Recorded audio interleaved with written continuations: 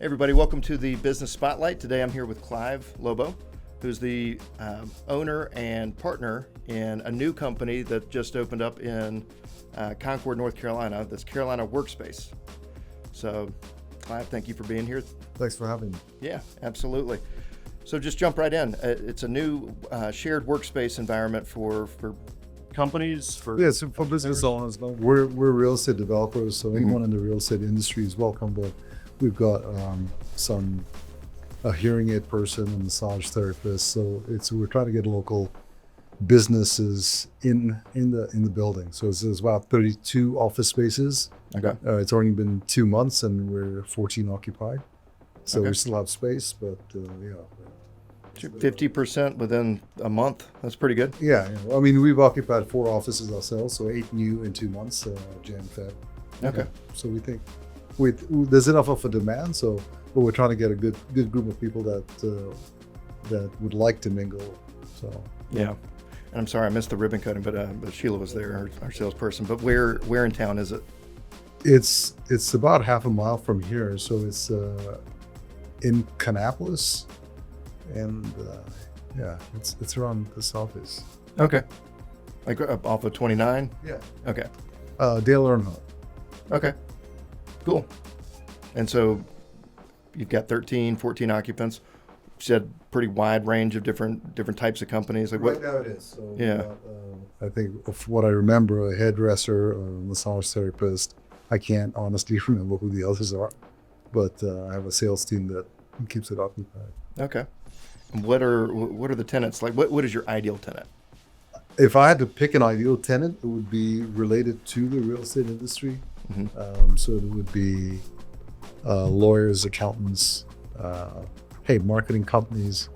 It would be maybe healthcare professionals are welcome too. So Mm-hmm. Nice. And so, how'd you get into this?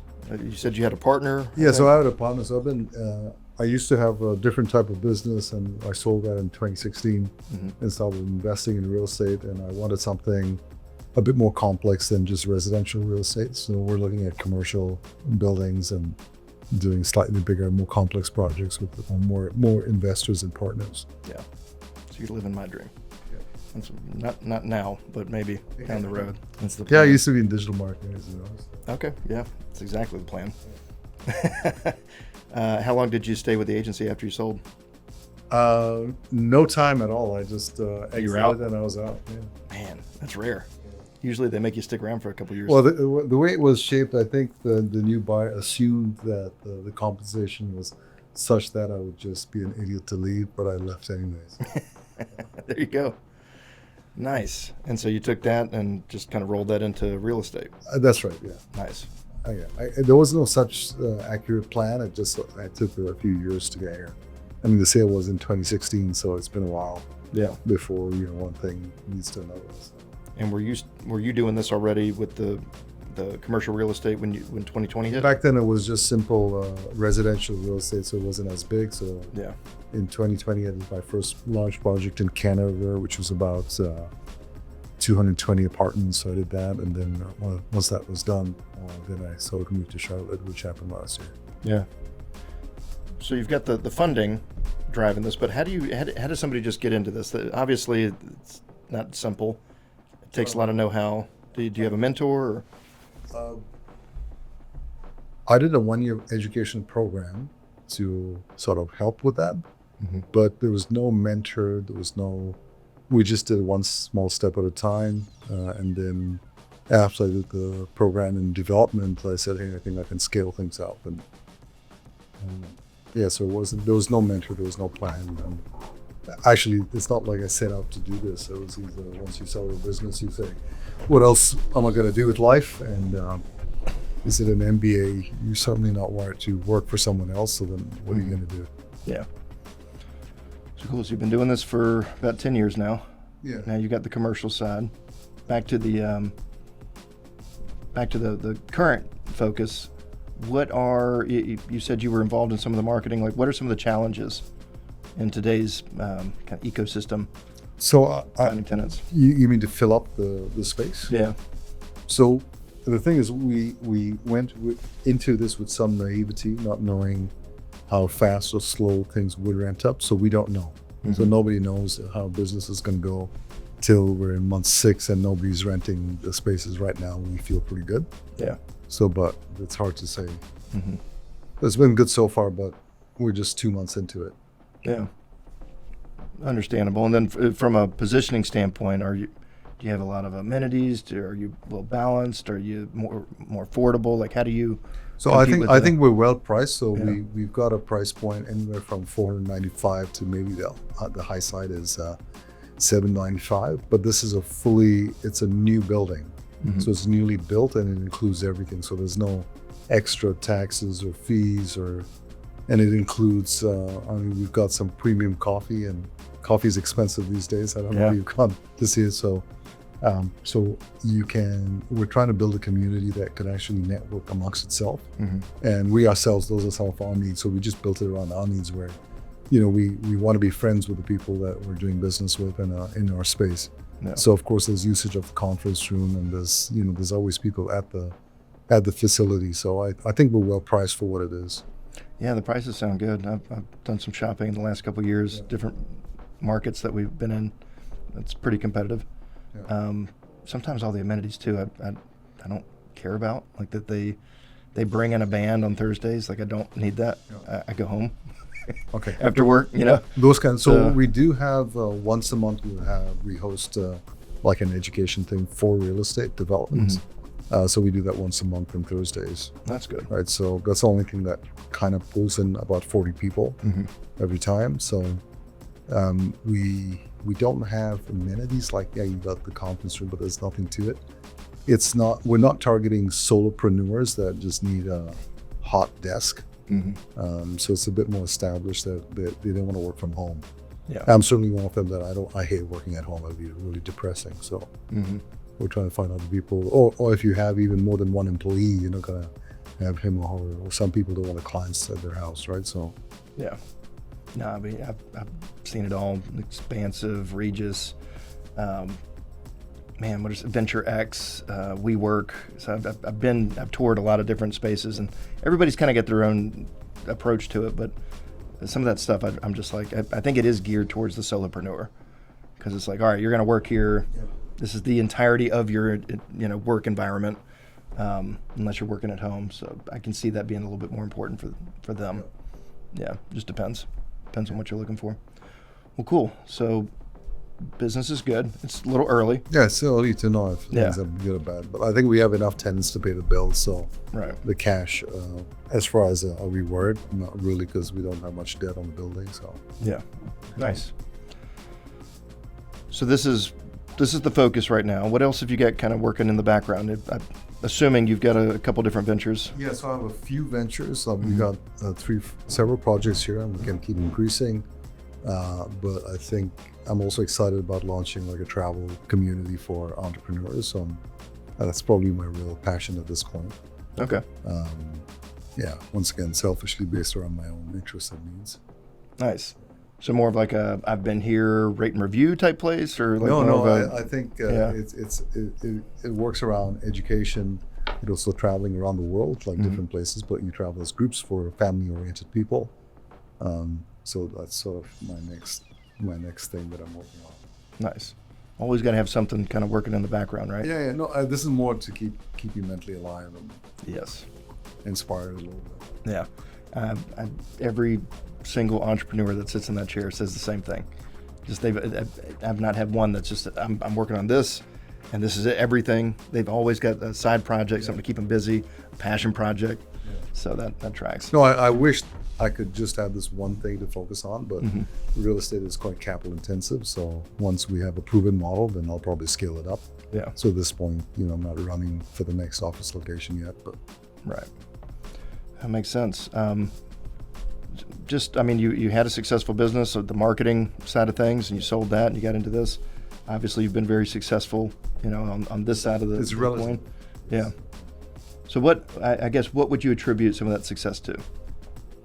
I want to say luck. I think I can't take the credit for it. I got incredibly lucky often. I escaped lots of absolute disasters that could have happened in real estate. Mm-hmm. So it should have wiped me out, but we missed it. So I can't say. I think it's the naivety of keep trying and taking risks when maybe I shouldn't have been. So Sometimes you got to take the risk and But see it's like- see where the chips fall. there's a lot of damage from that. Yeah.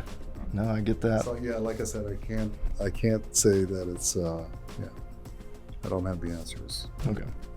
Well, no, that's I guess that's kind of a wabi-sabi strategy, but it's a strategy. You took the risks, and Yeah. what does wabi-sabi mean? Actually, maybe it's knowing when you hit the maximum that you can actually do, Mm-hmm. and it's time to get out, right? So I think through the process I realized I'm really good at starting things and I can't scale. Okay. Right? So I'm a good startup kind of guy, but So you do the startup, and then once it gets to a certain point, Yeah, you you scale just- it, or you need. Is that where the partner comes into play, or you? no, I mean, we could scale, but real estate provides me with the ability to start many businesses, right? Rather than Rather than one. Yeah. Yeah, that makes sense. Okay. Like you can start this agency, but you may not be the guy to, initially you had a vision of, I want 100 employees, and, maybe it's, I now know that that's not my style. I think 12 is my maximum. I actually like 12 to 25. That's my range. Because I've just been part of a couple companies that were either experienced hypergrowth, or they scaled from 2 million in revenue to 70 million in revenue. That layer, when you start having middle management stuff, it's not for me. Once you hit that 25 mark, like that's really when it starts to feel corporate. Yeah. So I know that right out of the gate. Like that is, once we start approaching that level, because we're at the kind of lower end of that level, that's when I need to start looking at, okay, where can I? And it'd be different business models are different, but I think in our industry that would be the mark for me. Yeah. Well, cool. Well, for somebody that is looking to get into this industry, might be me, what advice would you give? What advice would I give? Oh, yes. I can't stress enough the importance of knowing who your partner is, down to all the addictions and everything else. Mm-hmm. And also, I wouldn't get into business with someone who don't know for less than 10 years. Mm-hmm. So really know. Yeah, really. Deep- and it's hard to Deeply know. understand the person you're. That's a challenge, Yeah. because you can be married to somebody and betrayal always comes in. Mm-hmm. And it is kind of an issue, right? A business partner, it's almost like a marriage, just in a different part of your life. Yeah, because it's too risky to go in it solo. So Mhm. initially you'll do something with a partner, Yeah. right? So I mean, like me, get in as an investor to understand. Mm-hmm. But like I said, it's one of those risk reward things that you could get it wrong in your first venture and take you out, right? So that's the risk side of it, and I've seen it. Sounds like that might have happened at some point, Yeah. but Yeah. not now. You're good now, right? I'm good now. Yeah. I feel like a pro. David's not going to get mad when he sees this. Good. No, I've been there. It's kind of the same thing with clients, like when you were an agency. Yeah. I mean, on a micro scale, because you can always fire a client, or they can fire you, That's but right. But this is partner, you can't. partner, you But yeah, you got to be picky and choosy who you work with, a little bit. Yeah. Awesome. How do you balance personal life? And we talked about a little bit earlier. You got some kids. Yeah, I'm at this stage all about personal life. That comes first. So Yeah. So that comes first, and I then have no this issue is with balance. nice. Well, how do you do that? What advice would you give to other people that struggle with that? Okay, from what I've heard, I'm not a pro at this, but life is limited, and depends how old are your kids. How old are your kids? Middle school, high school, beginning high school now.